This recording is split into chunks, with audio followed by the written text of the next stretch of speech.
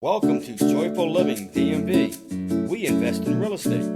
Don't forget to subscribe to Joyful Living DMV YouTube channel and visit us online at joyfullivingdmv.com. Hi, Kathy Worley here, and I am with Joyful Living. And today I want to talk a little bit about use and maintenance of our fireplace. So fireplaces are very nice to have and they're very helpful to have.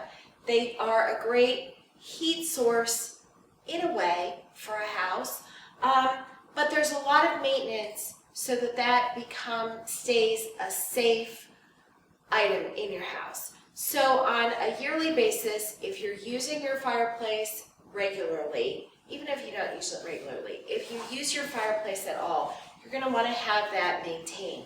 So you're going to have a chimney sweep come out and check the fireplace. They're going to check the chimney inside and out, and they're going to check the pit of the fireplace on the inside.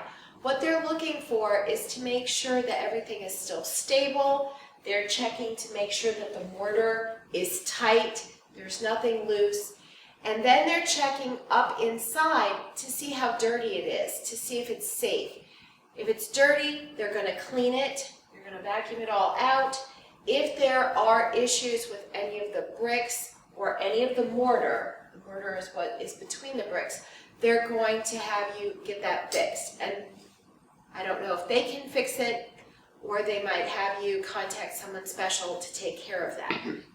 In any case, that's important that your chimney and your pit is tight so that fire can't escape, and it's clean so that fire doesn't start somewhere up there and possibly leave the chimney to start a fire outside. Okay, so let's talk about having a fire in the fireplace. There are many woods that are very appropriate to burn in the fireplace. There are many woods that are not appropriate to burn in the fireplace. Dirty burning wood is what you don't want in your fireplace. And that would be something easy to Google and find out what you can burn, what you can't burn. Can't is maybe not the right word. Shouldn't burn is probably the better word. When you're burning, you don't want to overstuff your fireplace because that can cause a fire hazard, and too much, it's not going to burn properly anyway. So again, checking on that. The other thing is you don't want to use your fireplace as your garbage pan. So you want to burn wood. You don't want to burn your trash. Yes, you need to use paper to start your fire, but again, you want to use appropriate paper. Newspaper is a good paper to use. Printed ads, color printed ads that come in the mail, not so much, because all that print has lots and lots of chemicals. You don't want to ingest that. You don't want that going out into the air. So lots to learn about having a proper and safe fire in your fireplace. The other thing is you want to know how to use your flue.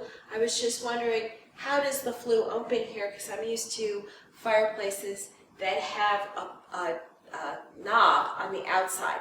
But in this fireplace, the flue opens and closes inside.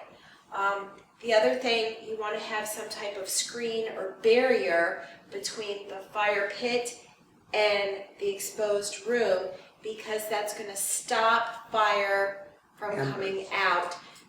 So you're saying fire's not going to come out, but things pop and as they're burning, and they do pop out. You don't want that popping out on your hardwood, your rugs, your furniture. You want it to stay contained. So you want some kind of barrier, whether it's just the mesh screening that goes up or glass doors. Have something to keep the fire in the appropriate part of the fireplace. So those are my quick tips for today, and I hope you have a good day. Thanks for joining me. Thank you for watching. We ask that you subscribe to our YouTube channel, Joyful Living DMV, to automatically see our latest videos.